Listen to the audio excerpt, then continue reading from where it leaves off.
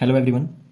पिछली वीडियो में हमने थ्योरम 6.3 करी थी, जिसमें कहता था if in two triangles corresponding angles are equal then their corresponding sides are in the ratio और proportional and hence the two triangles are similar.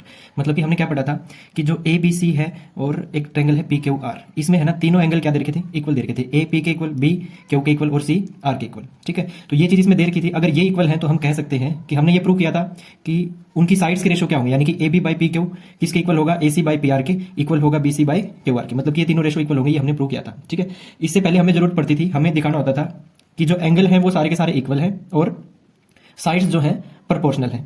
ठीक है, लेकिन अब ये करने के बाद हमें ये पता लग गया कि अगर उसके तीनों एंगल इक्वल हैं तो हमने शो कर दिया था साइड प्रोपोर्शनल होगी, सीधी सी बात है। तो यानी कि हम सीधा सीधा ये कह सकते हैं कि अगर तीनों एंगल इक्वल है किन्हीं दो ट्रायंगल्स के तो हम उन्हें सिमिलर कह सकते हैं। ठीक है, इस रिजल्ट से हमें ये पता लग गया था, जिसे कहते हैं ए सिमिलरिटी क्राइटेरिया।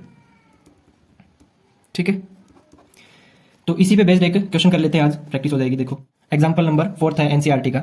इसमें देखो क्या कहता है, गिवन है कि पी क्यू जो है वो आर एस के पैरेलल है, P Q parallel to R S, ये गिवन है। हमें प्रूव क्या करना है कि पी ओ क्यू सिमिलर है किसके, पी ओ क्यू सिमिलर है किसके, एस ओ आर के। ठीक है, हमें ये प्रूव करना है। तो देखो कैसे प्रूव करेंगे। सबसे पहले हमें ये पता है कि जो पी क्यू और आर एस जो है, इफ हम यहां लिख सकते हैं ना, इफ पी क्यू पैरेलल है आर एस के, देन अगर देखो ये दोनों लाइन पैरेलल है तो क्यू आर क्या है, ट्रांसवर्सल लाइन होगी ना इनके बीच में। क्यू आर इज ट्रांसवर्सल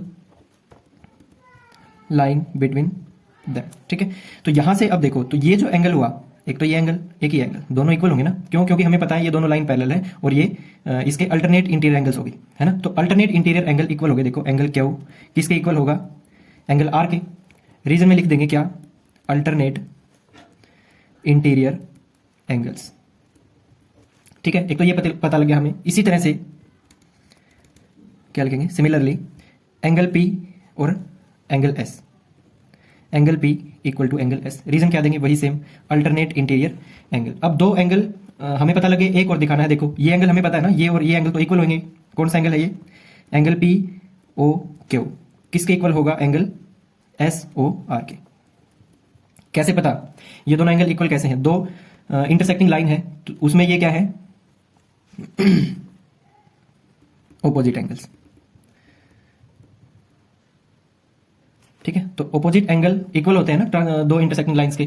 तो वहां से हमें अब देखो ये पता लग गया, एक एंगल ये, एक ये, एक ये, यानी कि तीनों के तीनों एंगल इक्वल मिल गए ना हमें। तो हम क्या कह सकते हैं कि जो ट्रायंगल है पी ओ क्यू सिमिलर होगी किसके, ट्रायंगल एस ओ आर के। किससे पता लगा, तीनों एंगल देखे ना हमने, तो इसको क्या कहेंगे, बाय ए सिमिलरिटी क्राइटेरियन।